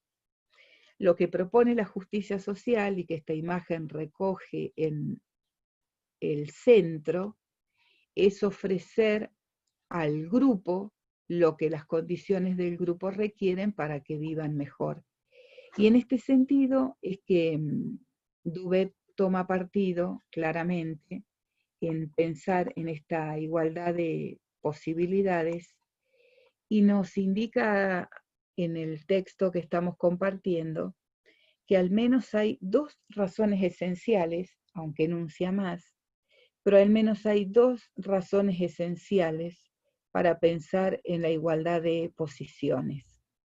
No existe una inscripción individual por competencia permanente, sino que hay un beneficio común, compartido, grupal, solidario, que han mejor representado los gobiernos con orientación de estado de bienestar, porque han podido organizar modos de proveer a los individuos estas condiciones para la cohesión social, y además la igualdad de posiciones es la mejor manera de trabajar por esas oportunidades, porque las oportunidades serán las posibilidades de circular en la estructura social, en acompañar ese proceso que reduce las distancias entre las personas y que en este caso nos ayudaría a poner en tensión el mensaje, por ejemplo, que analizábamos en la historia de Rosaura en la fiesta ajena. Cuando pensábamos en el trabajo práctico y los poníamos con idea de acercar este trabajo práctico como un ejercicio de cierre, porque teníamos ahí categorías de análisis de Michael Apple, de Connell, de Dubet, lo hacíamos pensando en eso, ¿no? En cómo una herramienta de construcción cultural, como podía ser este cuento, podía traducir nuestras lecturas y nuestras naturalizaciones al respecto. En este sentido, el trabajo práctico les invitaba a pensar acerca de por qué ese título, cuál era el sentido de ajenidad desde donde está pensado el relato, qué les pasaba a cada una y a cada uno de ustedes, si se sentían identificados con el relato, con las condiciones, con los personajes, con la trayectoria de esas mamás y de esas hijas que acompañaban la vivencia, de qué manera ese trayecto se iba construyendo. Así que yo quisiera ir recuperando alguna de esas expresiones que ustedes han usado en los trabajos prácticos, y si tuvieran, quienes tengan los prácticos a mano, el práctico 5, si quisieran acompañarnos, no sé, Sofi, si tenés el práctico a mano. ¿Qué otro práctico tengo acá conmigo? Juanpi Herrera, ¿estás ahí a mano como para ayudarnos con los ejemplos?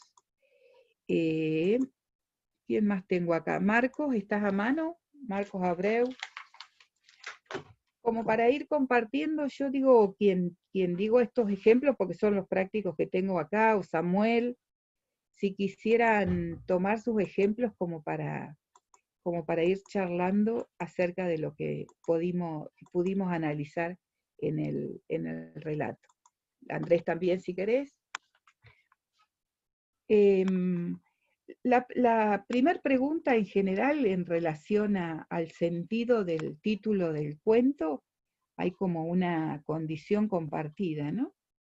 En general todas las respuestas están haciendo, ¿alguien la tiene cerca allí que la quiera comentar? Mientras la buscan, digamos, todas están haciendo referencia a que son, a una pertenencia, a ser parte de algo, pertenecer a un grupo, a una comunidad, este primer sentido de pertenencia en cuanto a inclusión. Y claramente el concepto de ajeno está dando cuenta de que Rosaura pensaba que era una fiesta con unas características, pero que en realidad esto no era así, ¿no? Y lo que la hace ajena a esta situación es su pertenencia social. Era una fiesta ajena, dice uno de los grupos, ya que Rosaura no era considerada parte de la fiesta por la familia de la cumpleañera, a pesar de que ella se sentía bien durante el transcurso de la fiesta. Cuando terminó, Rosaura se dio cuenta que no fue una invitada más, sino que fue tratada como una empleada cumpliendo el rol de su madre. La mayoría de los grupos coincidieron en esta respuesta.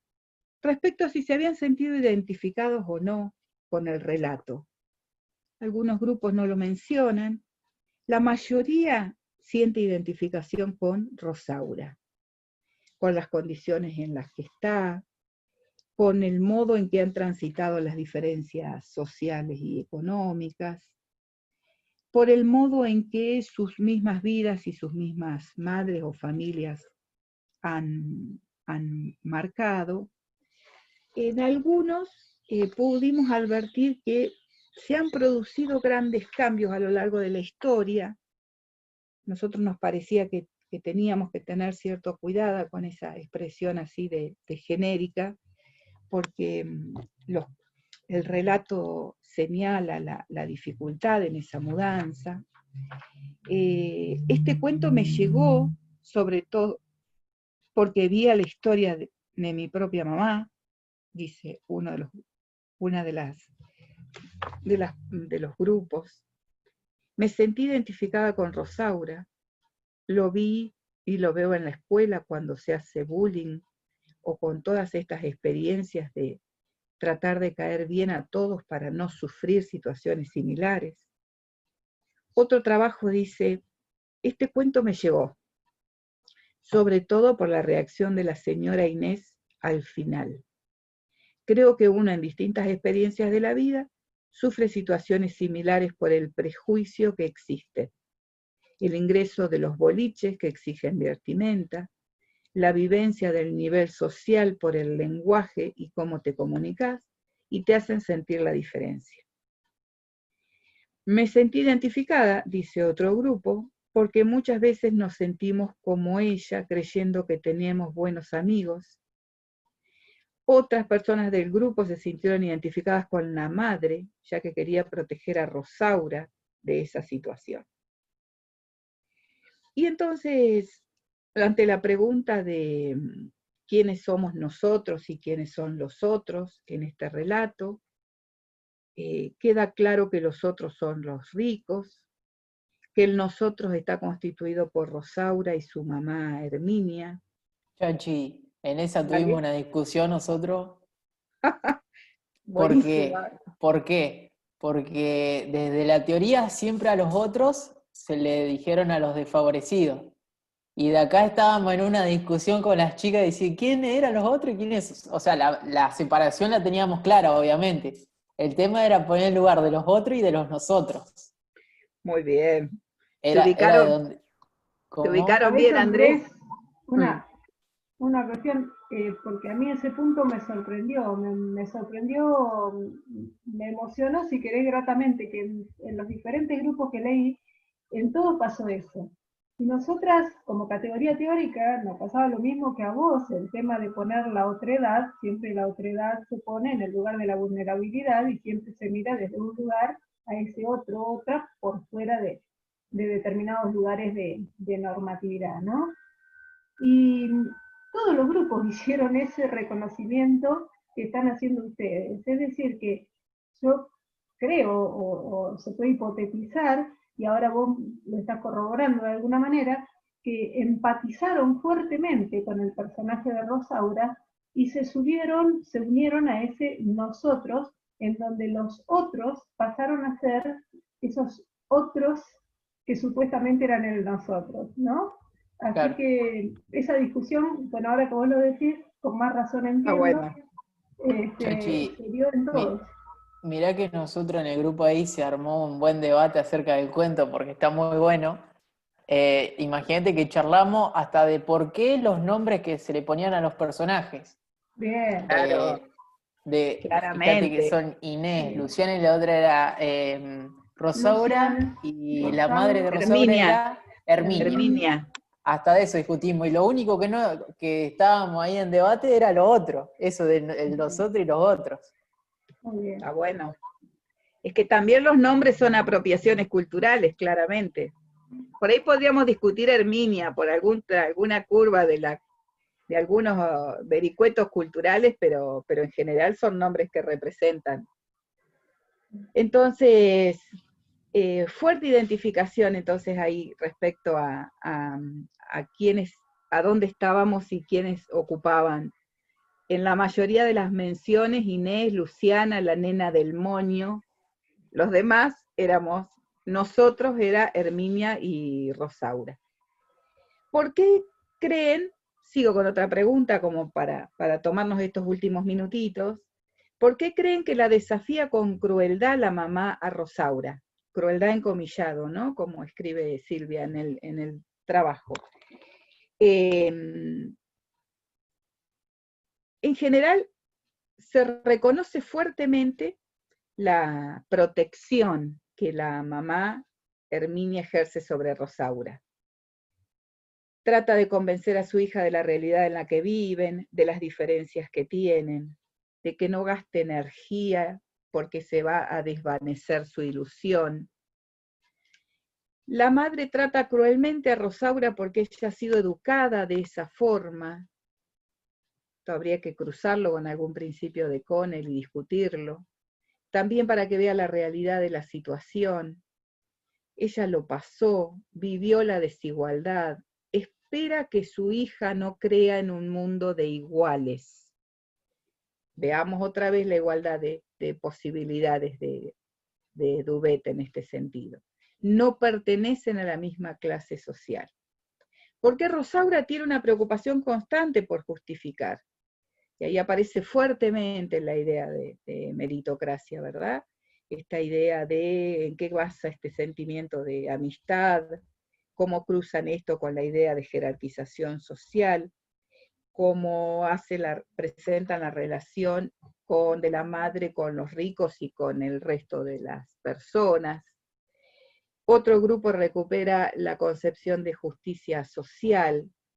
Alguno se anima a plantearlo como discutiendo la igualdad de oportunidades, como el modo en que el mérito no es el modo de apropiarse, pero son los menos los grupos que discuten esta idea, porque se esforzó lo suficiente para integrarse. Cada uno de los grupos va transitando estas explicaciones y en la pregunta de por qué Rosaura tiene la fantasía, en qué cosas se apoya en esta construcción, cómo cree que construyó este sentimiento. Ahí aparece fuertemente la idea de fui la mejor de la fiesta, qué hija se mandó, sabía el escondite del mono. Todas estas cuestiones los grupos los van recuperando, conoces la casa mejor que nadie, viste la torta, te llamaron condesa. Todos estos ejemplos van recuperando los distintos grupos para contraponerlos, en la pregunta siguiente, respecto a cómo esas mismas dimensiones son vividas por la señora Inés. Y claramente la señora Inés la ubica a Rosaura en el lugar de trabajo. La ubica como criada, la ubica como que llegó prolija, la ubica dándole el dinero porque se lo había ganado, la ubica ayudándole a servir la torta porque conoce dónde están las cosas de la cocina y demás, resguardando esa intimidad. ¿Qué dichos populares se reproducen como lugar de clase y qué nuevos aparecen? No aparecen muchos nuevos, ni aparecen más de una ocasión los fundamentos de esto. Los ricos también van al cielo, dice algunos, les gusta cagar más arriba del culo, que es la expresión de la que parte la obra. Es una fiesta de ricos. Muchas gracias, señorita condesa. No se te va a caer un anillo de los que recuperan de su vida cotidiana, no se te va a caer un anillo cuando una persona se niega a hacer algo, no seas cagón cuando los varones no cumplen la estereotipia social, no te da la cabeza, si vas a la escuela pública no te va a ir bien en la universidad, trabajas como un negro, los chicos más problemáticos son los que menos recursos tienen, mira de dónde viene, no va a llegar a ningún lugar, es un barrio pobre, no va a terminar la escuela, no trabajan porque no quieren, llega hasta donde está porque se esforzó y trabajó, los del fondo nunca trabajan, no hace nada porque no le interesa, si así seguís así no vas a lograr nada. Todos argumentos que necesitamos recuperarlo porque en esos dichos populares se reproducen las condiciones de clase y nosotras al no discutirlas sino al explicitarlas las seguimos viendo. ¿Qué aprende Rosaura en la fiesta? ¿Qué significado tiene ese desenlace cuando la mamá la va a buscar? Claramente, en la mayoría de los grupos, se entiende que la mamá de Rosaura la va a buscar y Rosaura, frente al pago de la señora Inés, se apega a su mamá, se queda muy quietita a su lado, y el argumento que más explicita es que Rosaura se vuelve junto a su mamá en términos de protección.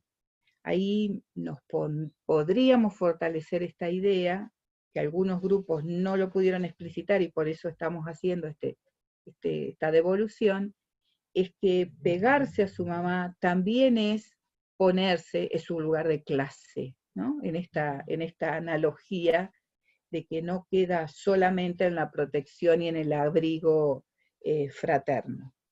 En las últimas, básicamente, en los predeterminados que habitan la escuela, algunos focalizaron clase alta, clase baja, roles de género. Los chicos repiten que van a ser juzgados, esos lugares predeterminados siempre pueden cambiar, pero lo que es importante advertir es que eso es una construcción cultural.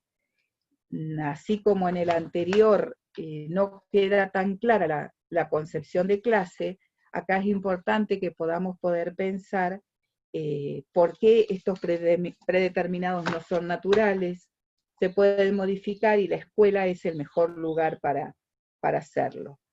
¿Qué tienen en común? Las niñas fuertemente aparece en la mayoría de los grupos que lo que tienen en común es lo educativo. Más allá de que comparten las tardes y meriendan y comparten secretos y demás, lo que más tienen en común es lo educativo, que es lo que les da, que es el lugar en donde además Rosaura tiene el poder, digo, relacionándolo con la pregunta siguiente. La relación entre las madres es una relación de clase, patrón-trabajador, patrón-empleado, dicen otras respuestas. Las nenas son amigas porque tienen en común la inocencia, ¿sí? Esa inocencia que las ayuda a discutir. ¿Qué aprendió Rosaura? Decíamos entonces que todos los argumentos que había dado su madre eran verdades, pero que necesitamos discutirlas desde ese lugar porque tampoco son verdades únicas, sino poder pensar en cómo se construyen esas ideas. Y en las preguntas finales respecto a por qué podemos pensar al currículum como proyecto político, entendíamos fuertemente, y eso han recuperado la mayoría de los trabajos prácticos, que el currículum es ese lugar social y ese lugar político en construcción que nos ayuda a pensar cómo constituir, cómo legislar, cómo sostener, cómo argumentar y trabajar a favor de esa igualdad de posiciones, para que no sea el esfuerzo personal lo único que haga que Rosaura y Herminia mantengan su distancia social con Inés y con Luciana exclusivamente porque la meritocracia trazó una débil línea entre las clases sociales que las mantienen profundamente separadas en su concepción, en su organización y en los modos de resistencia. Así que el trabajo práctico en general ayudó a pensar unas cuantas de estas dimensiones, otras quedaron más flojas, por eso las mencionamos hoy, como para poder repensarlas.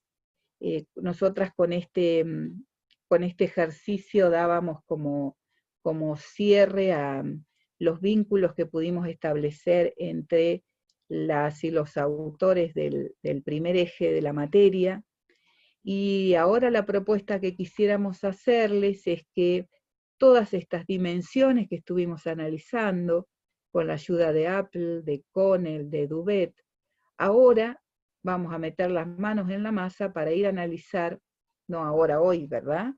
Vamos a analizar los contenidos que vamos a tener que enseñar.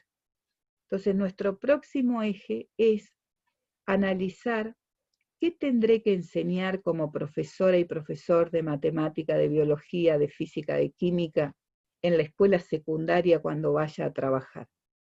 Esos contenidos que dan forma al currículum prescripto, esos contenidos, ¿ayudarán a pensar una currícula democrática?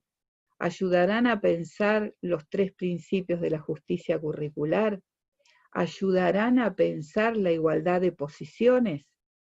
Este va a ser nuestro desafío y claramente de acá va a salir nuestra propuesta de enseñanza que constituye el parcial, conociendo los contenidos que tengo que enseñar en la escuela secundaria, preguntarme cómo lo enseño para poder respetar y sostener estos argumentos que hemos trabajado desde acá. Para hacerlo, el jueves nos vamos a concentrar o a empezar a trabajar con los contenidos de las asignaturas, ya ni bien recorran la página los van a encontrar por disciplina. Lo que vamos a intentar pensar en función a estos argumentos que vimos hasta hoy, vamos a empezar a estudiar los contenidos curriculares a partir de una temática que nos involucra a todos y a todas, y que para nosotras es un eje articulador, transversal, en la enseñanza secundaria, que es donde vamos a ir a trabajar. Y tiene que ver con trata y prostitución. Nos vamos a ubicar en una problemática contemporánea, difícil, compleja, dolorosa, y desde allí vamos a pensar cómo todas y todos podríamos enseñar nuestras disciplinas, ubicándonos en una problemática globalizadora, que cruce lo local fuertemente con las voces de quienes han transitado por situaciones de prostitución, y cómo pensamos desde allí la posibilidad de articular con nuestros contenidos curriculares. Esos que el Estado dice, usted cuando sea profesor o profesora, tiene que enseñar tal o cual tema. Así que la invitación, si no nos fuimos todavía y nadie nos corrió porque es un poco tarde. Nos pasamos de la hora. La invitación sería entonces para el jueves. El jueves comenzamos con el tema de trata y prostitución, así que por favor, matecito temprano, que son las 8. Matecito para arrancar. Si alcanzan a recorrer la página, encontrarán los contenidos de las materias que tienen que enseñar. Busquen matemática, químico, física, biología y computación, como Perdón, para sino tenerlos a también, mano. sino también está re bueno que vayan entrando en las páginas del ministerio y que vean del Ministerio de la Provincia de La Pampa y que lo vean como currículas oficiales que siempre van a consultar seguramente en el trabajo de docente. Bien, Perdón, las NAP. exacto. Se llaman núcleos de aprendizaje prioritario, y la sigla con que los conocemos es NAP, así es. Como para ir jugando en esta doble relación, ¿no? ¿Qué contenidos prescribe el ministerio y por dónde los podemos transitar, por dónde los podemos enseñar, pensando que el currículum es un proyecto político y pensando que tenemos recaudos y tenemos argumentos tomados y hechos propios de las voces de estas autoras que hemos visto hasta acá, que vamos a intentar pensar nuestras estrategias de enseñanza y de organización curricular. Así que, si les parece, nos vemos el jueves tempranito con Nina, que va a ser nuestra invitada del jueves. Nos vemos, que anden bien, a cuidarse. Chau, chau. Chau, nos vemos Hasta el jueves. Chau. Luego. Chao, hasta el jueves.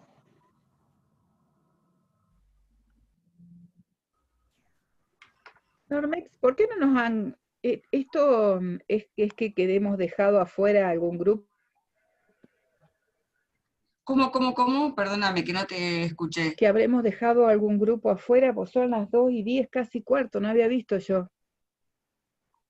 Por eso, si queremos seguir charlando, a lo mejor en otro lugar, Sí, sí. si no, a lo mejor cerramos cortitos y ya sabemos esto de que estamos pensando en la lógica de Nina para el jueves y eso. Yo voy a revisar bien en la página cómo están los vínculos y demás para los Juanpi y contenidos. Luján están teniendo problemas para irse, ¿quieren decirnos algo? A ver. Ahí está, chau Luján, Juanpi, ¿te está yendo? ¿Pasó algo? No, ahí está. Chao, Juanpi, nos vemos el jueves. No.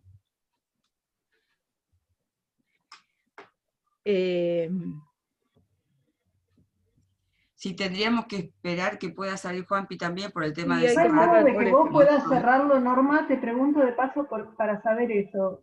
Como anfitriona, ¿lo podés cerrar? ¿Cómo se hace? Lo puedo eliminar, no sé lo que significará para el próximo Ah, encuentro, no, pero por ahora... Encuentro ni para la vivencia de la persona. Fuiste eliminado. ¿Te sentís? No, lo que ocurre es que claramente no nos está escuchando. ha dejado el tema prendido y El tema es que nos han pedido que nos vayamos todos, que cerremos todos antes de irnos. Claro. Por eso. Pero creo que cuando el anfitrión cierra, ya se van todos, se sale. Ah, Bien. bien. Bueno, Bueno, en este ahí está, caso, ya nos está. vamos para... ahí se fue. Yo, No, pero ahí ahí lo eliminé yo. Ah, bien. Después vamos a estar atentos Fue a él para el próximo encuentro. fue re voluntario lo de Juanpi. Dije, voy a probar a ver qué pasa, pero Está viste bien. que por ahí están haciendo alguna De otra todos modos, cosa. si alguien quisiera entrar en este momento, debe encontrarse con el cosito funcionando como nos pasa a nosotras a las 2. Exactamente, Así que tendríamos que exactamente. irnos a otro lado. Sí. Bien. O ya estamos, qué sé yo, no sé, a ver, Chachi, ¿qué te parece? A mí me parece que el jueves está más o menos organizado si vemos la película y si arrancamos con la ley. No hablé con Sonia todavía, la voy a llamar hoy mismo, porque la llamé un par de veces y no sé no creo que haya cambiado nada ni que haya salido, pero bueno, vieron que tiene una agenda súper intensa por charlas y todo eso, así que por ahí la he llamado en un mal momento y nada más. Vos la A llamás jugar al por lo que se ve en Chachi, Facebook. ¿Cómo? la llamás al celu. Sí, Si querés, solamente le pongo un mensajito, Chachi está tratando de conectarse con vos. Cosa de... claro, dale. Como para hacer la invitación para la semana que viene, para el martes, como habíamos quedado.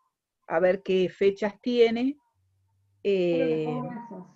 Sonia Chachi claro, está tratando de sí, comunicarse con vos. ahí está. Y lo único que me quedaba la duda, que por eso no dije nada, era si esto que sirvió de devolución de prácticos o si hacíamos algo más eh, en función a hacer una devolución, no sé si escrita o si hacíamos la síntesis. Bueno, Silvia, pasaste una síntesis, lo de Norma es más extenso, no sé si da para una devolución así. ¿Qué les parece hacer con eso? ¿Lo dejamos cerrado acá? Yo digo que Ah, depende de cómo estemos planteando alguna actividad, llámese parcial o lo que fuera.